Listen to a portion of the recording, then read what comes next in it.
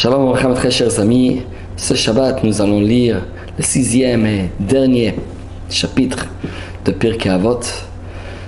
Et ça tombe bien, c'est le dernier Shabbat avant Shavuot.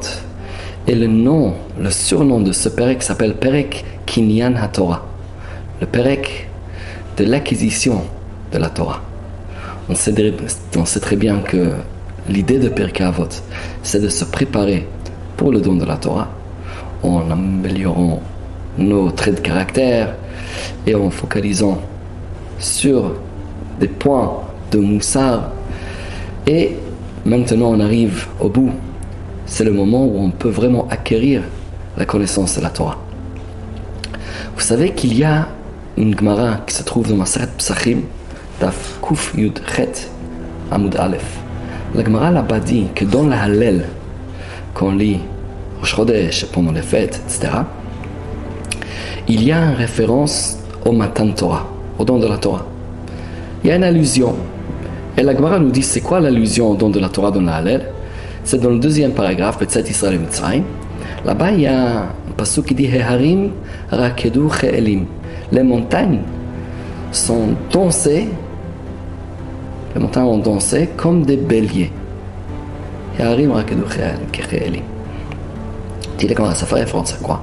À quel moment les montagnes ont dansé?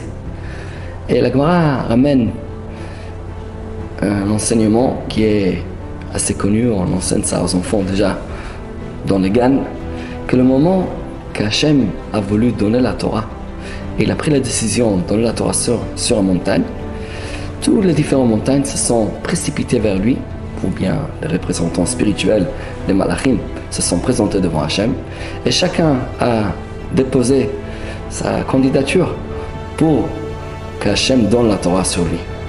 Il y a, la Gemara cite, entre autres les deux grandes montagnes d'Eretz Israël, Har Tabor, Har Carmel.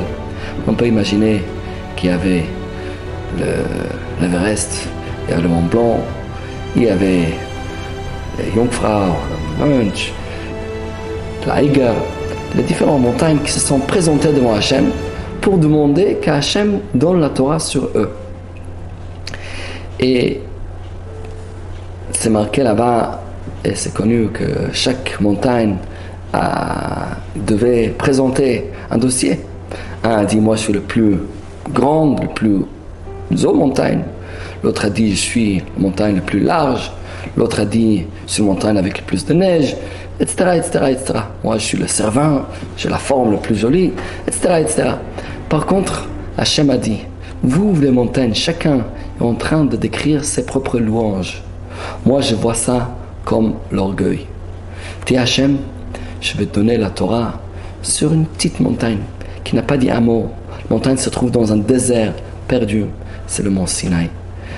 Le mont Sinaï, c'est une petite montagne qui n'a pas parlé, qui n'a même pas posé, qui n'a même pas pensé à déposer sa candidature parce qu'elle était tellement petite et tellement éloignée. Moi, j'ai choisi le mont Sinaï. La Gemara nous dit Heharim rakedu che'elim. Ça fait référence au moment que les montagnes se sont dansées, se sont précipitées vers Hachem pour demander qu'Hachem donne la Torah sur eux. La Gemara s'arrête avec ça. Mais on s'étonne.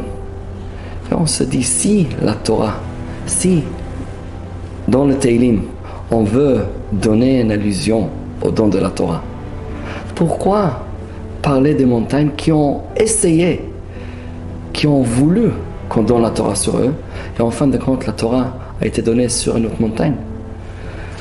C'est curieux qu'on donne une allusion au don de la Torah sur un événement qui n'a même pas eu lieu. Les montagnes qui ont dansé, qui ont voulu en fait qu'Hachem donne la Torah sur eux, mais en fin de compte, ça n'est pas arrivé. Et une des réponses très très jolies que les Baal et Moussar nous donnent est que justement, Chachamim sont en train de nous dévoiler un secret. Vous savez c'est quoi le secret de recevoir la Torah?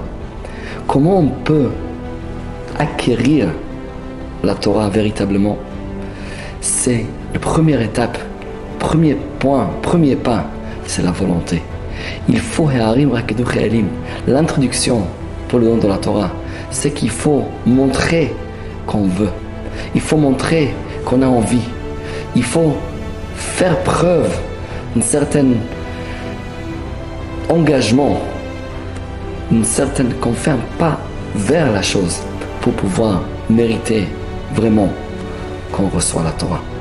Et Harim Rakidu Chayalim, c'est quelque chose qui reste gravé dans nos mémoires. Hachem veut donner la Torah. Chacun a envie que cet événement a lieu sur lui. Les montagnes se sont rapprochées vers Hachem. Ils demandent, Hachem on veut. Hachem voit ça. Et même si en fin de compte il a pris la décision de donner la Torah ailleurs, mais cette envie que les montagnes ont fait preuve, ça c'est quelque chose qui reste. Et c'est quelque chose qui est immortalisé dans le Teilim. Et Harim Rakidu Chayalim, voilà, oui. Les montagnes ont voulu recevoir la Torah. Ils ont voulu être le lieu du don de la Torah.